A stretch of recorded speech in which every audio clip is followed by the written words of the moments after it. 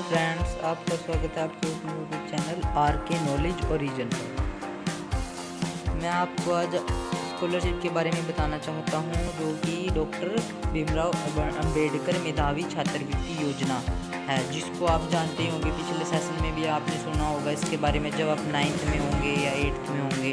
अब आपने 10th किया है इस सेशन में, और जिन्होंने 12th किया है, 12th वाले तो बेसिक से जानते ही होंगे इस स्कॉलरशिप के बारे में, क्योंकि जिन्होंने पिछले सेशन में भी अप्लाई की होगी 10th में जब थे। तो जो मतलब स्कॉलरशिप अब ये भरनी है, अब ये नए सेशन वाले स्टूडेंट ही भर सकते हैं। पुराने सेशन जिन्होंने 10th किया और जिन्होंने उस सेशन में नहीं भरी, वो सोचेंगे कि इस सेशन में भर देंगे, तो ऐसा नहीं होगा। ये सिर्फ न्यू सेशन वाले स्टूडेंट्स के लिए ही है, जिन्होंने 2023 और 24 यानी कि इस सेशन में मतलब 10th की है, 10th किया और 11th में उन्होंने अपना एडमिशन लिया है। तो इसके बारे में हम आज जानेंगे। तो इसके लिए हम ये एक प्रकार की ग्रांटेड स्कॉलरशिप है बच्चों, क्योंकि इसमें स्कॉलरशिप मिलने के पूरे चांस है अगर आपके डॉक्यूमेंट बिल्कुल ही करेक्ट हैं। अगर आपके स्कॉलरशिप को भरोगे और बिल्कुल ही आपके डॉक्यूमेंट भी करेक्ट होंगे, आपका नाम, आपकी DMC और सब कुछ करेक्ट होगा, तो आपको ये स्कॉलरशिप मिलने से कोई रोक नहीं सकता। देख लेते हैं कि ये स्कॉलरशिप फॉर्म कब से शुरू हुए हैं। देखो यहाँ पर ध्यान से पढ़ो।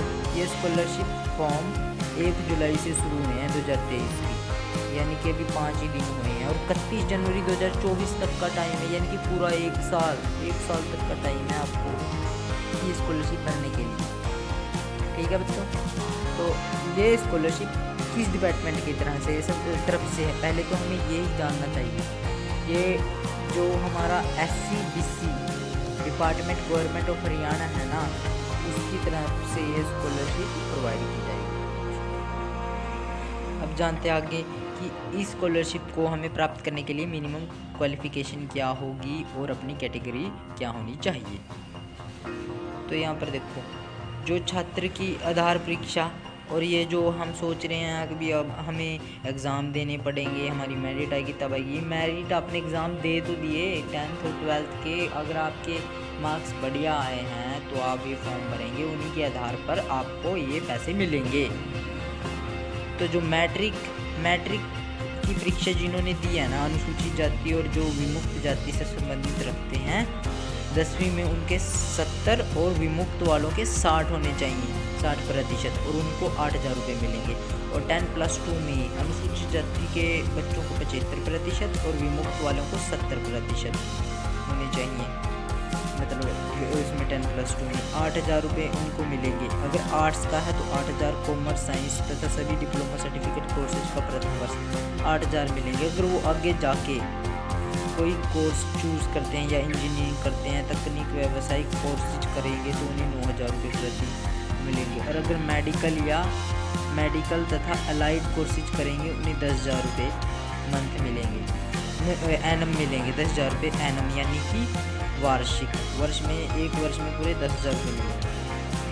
जो ग्रेजुएट स्टूडेंट हैं अनुसूचित जाति वाले, उन्हें 65% और विमुक्त वालों को 60%। पोस्ट ग्रेजुएशन का प्रथम वर्ष होगा 800, और कॉमर्स साइंस वाले होंगे उन्हें 9,000 रुपये, और इंजीनियर तथा अन्य तकनीकी व्यावसायिक कोर्सेज 11,000 रुपये, और मेडिकल तथा अलाइड कोर्सेज को 12,000 रुपये प्रोवाइड किए जाएंगे, जो छात्रों ने ये कोर्सेज ऑप्ट किए हैं अपनी ग्रेजुएशन में। पिछड़े वर्ग जो ब्लॉक A यानी कि BC-A के छात्र हैं, उन्हें मैट्रिक में 70% चाहिए, उसमें यानी कि 12th में, और जो अपने मैट्रिक में यानी कि 10th में है, 10th में उन्हें 60% चाहिए, 8,000 रुपये मिलेंगे उन्हें। और जो पिछड़े वर्ग ब्लॉक B तथा अन्य वर्ग के छात्र हैं, उन्हें +2 में 80%, और उसमें 10th में उन्हें 75% मार्क्स लेने ज़रूरी हैं, तभी उन्हें जाके 8,000 रुपये मिलेंगे। चलिए देखते हैं कि इम्पोर्टेंट डॉक्यूमेंट क्या होंगे इस स्कॉलरशिप को अप्लाई करने के लिए। तो एक होगा फैमिली ID, परिवार पहचान पत्र, जिसे हम PPP के नाम से भी जानते हैं। लेटेस्ट फ़ोटो और signature, 10th marksheet, 12th marksheet, UG marksheet copy, Aadhaar card and ration card, bank account copy, income certificate, income certificate में आपकी इनकम 4 लाख से नीचे होनी चाहिए, बिलो होनी चाहिए पर ईयर के हिसाब से। डोमिसाइल या कास्ट सर्टिफिकेट होना चाहिए आपके पास, दोनों ही होंगे, दोनों ज़रूरी हैं, मैंडेटरी हैं इसमें या नहीं, इसमें दोनों ही ज़रूरी हैं। परमानेंट मोबाइल नंबर होना चाहिए हमारे पास और मेल आईडी। प्रेजेंट जो एजुकेशनल क्लास आईडी यानी आईडी कार्ड होगा जो इशू किया जाता है स्कूल की तरफ से, वो होना ज़रूरी है। अगर आपके पास वो नहीं है तो आप स्कूल में जाके उस पर अपने टीचर से लिखवा सकते हो कि मैं स्कूल का छात्र हूँ, और उसमें से भी जानकारियाँ भरवा के प्रिंसिपल के साइन करवा के भी अपलोड कर सकते हैं। अम्बेडकर मेधावी स्कॉलरशिप फॉर्म है जो इनके लिए क्वालिफ़िकेशन क्या होगी, ये हमने पहले भी देखा तो अब देख लेते हैं। 10th क्लास होनी चाहिए, 12th और ग्रेजुएशन, कोई भी इससे भर सकता है, 10th हो 12th हो या ग्रेजुएशन। SC BC ये कोई मतलब उसमें होनी है, सभी कास्ट के भर सकते हैं, पर उसमें मैंडेटरी है कि अपने मार्क्स उसके अकॉर्डिंग होने चाहिए। और कहाँ से अप्लाई होगी, कौन सी वेबसाइट है, वेबसाइट का नाम है जहाँ से हम इस फॉर्म को अप्लाई कर सकते हैं, https://sarlharyana.gov.in/। Thank you for watching. Don't forget to subscribe, like, share and comment. Please follow